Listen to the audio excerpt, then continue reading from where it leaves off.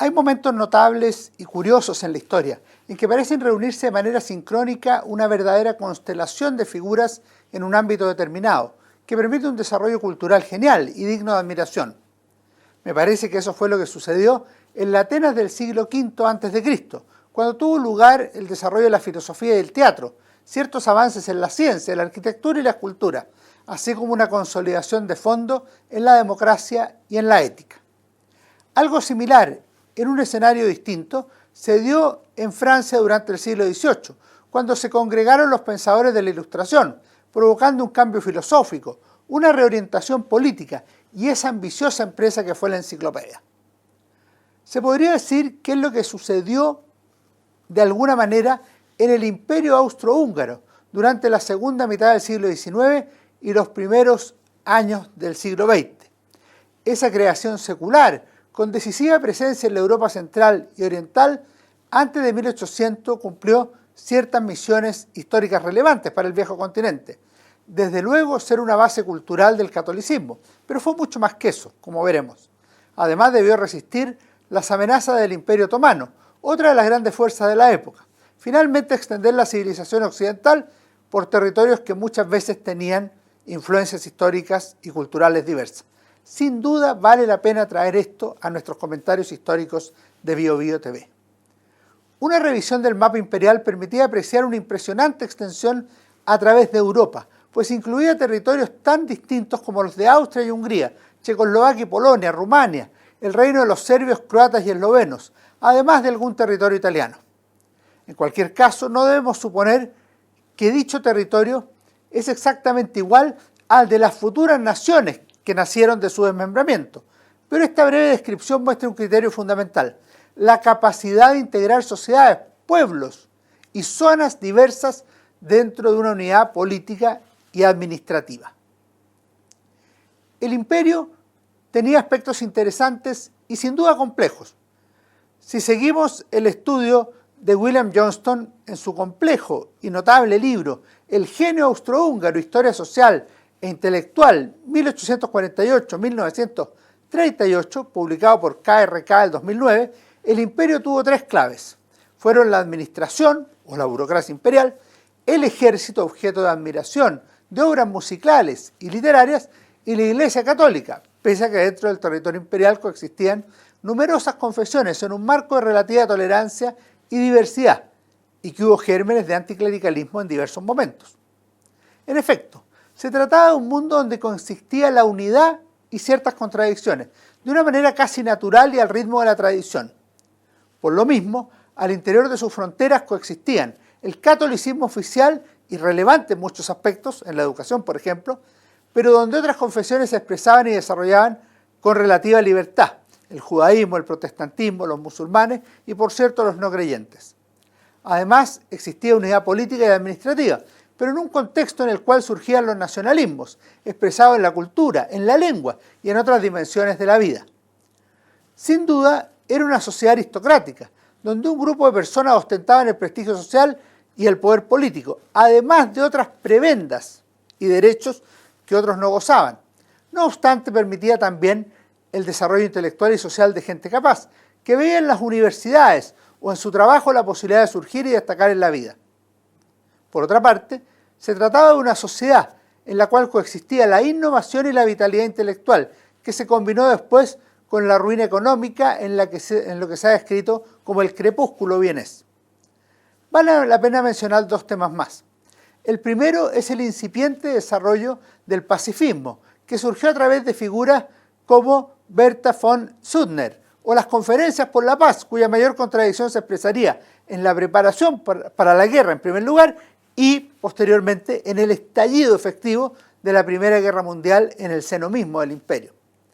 El segundo aspecto se refiere a una dimensión espiritual, que experimentaron muchas personas que habitaron al interior de los límites del imperio austrohúngaro. Disfrutaron de su riqueza cultural y sus posibilidades, pero que en algún momento se sintieron cansados y procuraron buscar nuevas alternativas en el mundo. Es decir, era un sentimiento doble, de amor y gratitud, pero a la vez de agotamiento y deseos de cambio.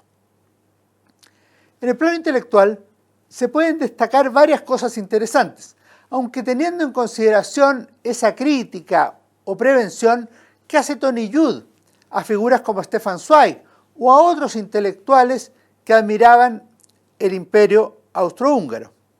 Dice Judt en Pensar el siglo XX que ellos estaban limitados a los oasis urbanos del imperio, Viena, Budapest, Cracovia, Czernowitz, pero en general se trataba de intelectuales desconocedores del mundo rural, con lo que ello implica, por lo que invita a ser cautos en el análisis.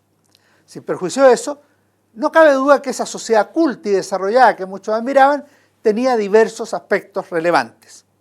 El primero de ellos es la diversidad o pluralidad de áreas que comprendía el desarrollo cultural austrohúngaro, que alcanzó altos niveles a fines del siglo XIX y comienzos del XX.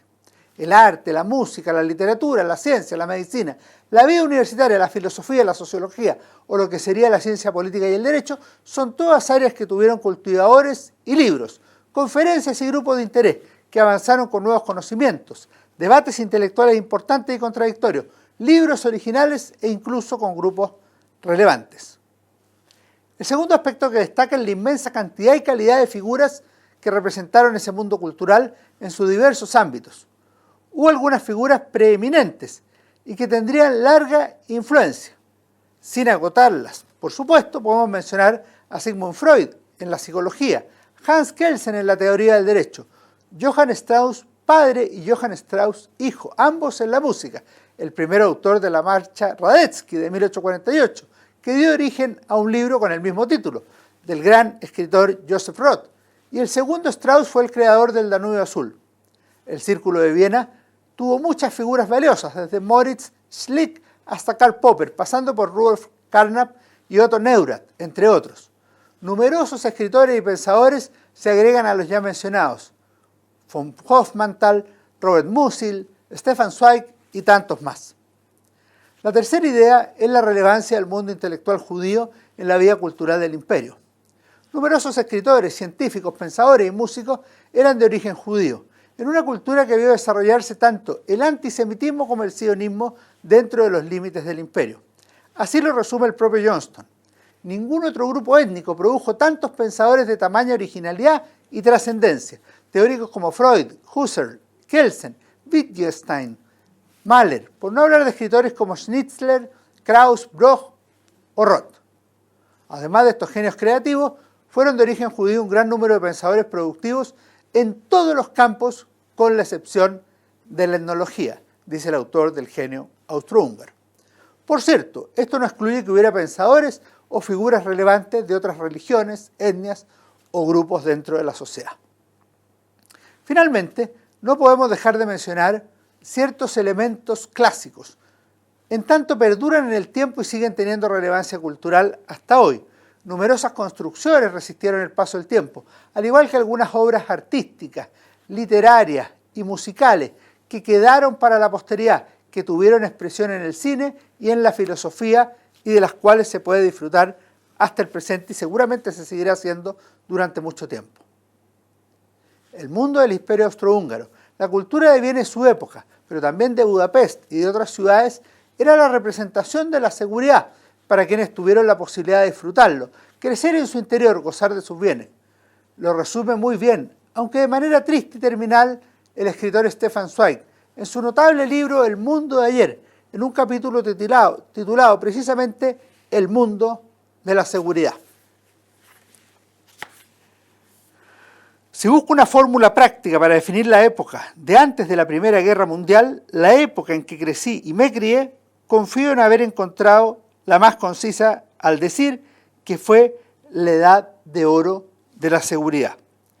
Todo en nuestra monarquía austríaca casi milenaria parecía sentarse sobre el fundamento de la duración y el propio Estado parecía la garantía suprema de esa estabilidad.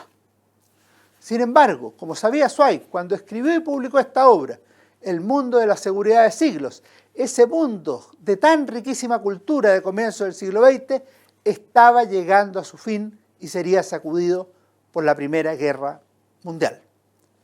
Que estén muy bien, nos vemos en nuestro próximo programa.